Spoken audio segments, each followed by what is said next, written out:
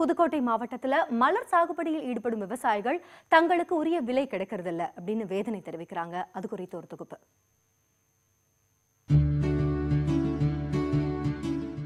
புதுக்கோட்டை மாவட்டத்தில் கீரமங்கலம், கொத்தமங்கலம், வடகாடு, கரம்பக்குடி உள்ளிட்ட பகுதிகளில் அதிக அளவில் மலர் சாகுபடி செய்யப்படுகிறது.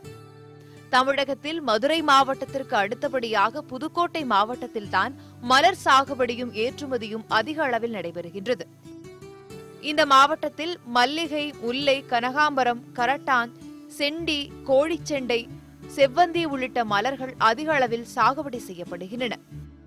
இங்கு உற்பத்தியாகும் மலர்கள் கீரமங்கலம் மற்றும் புதுக்கோட்டை மலர் சந்தைகளில் கொள்முதல் செய்யப்பட்டு தமிழகத்தில் உள்ள பல்வேறு மாவட்டங்களுக்கும் பிற மாநிலங்களுக்கும் அனுப்பப்படுகிறது.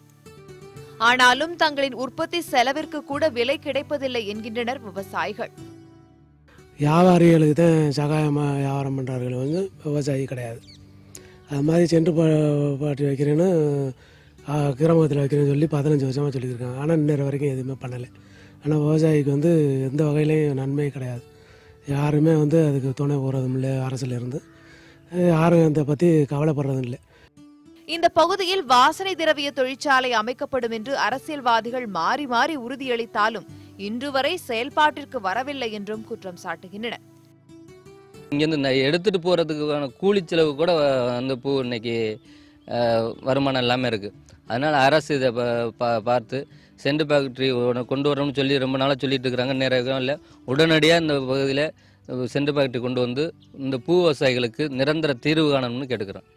வியாபாரிகளுக்கு மட்டுமே விலை சாதகமாக உள்ளது என்றும் தங்களுக்கு எந்த ஒரு பயனும் இல்லை என்றும் கவலை தெரிவிக்கும் விவசாயிகள் இனியும் காலம் கடத்தாமல் இந்த பகுதியில் வாசனை திரவிய தொழிற்சாலை அமைக்க வேண்டும் என்றும் கோரிக்கை வைக்கின்றனர்.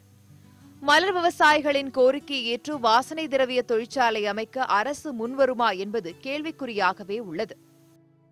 20 ஆண்டு கால கோரிக்கையாக உள்ள வாசனை திரவிய தொழிற்சாலையை தமிழக அரசு இந்த ஆட்சி காலத்திலேயாவது நிறைவேற்றி தருமா என்ற மலர் விவசாயிகளின் எதிர்பார்ப்போடு புதுக்கோட்டையிலிருந்து நியூஸ் 18 தமிழ்நாட்டிற்காக ஷேக் அப்துல்லா.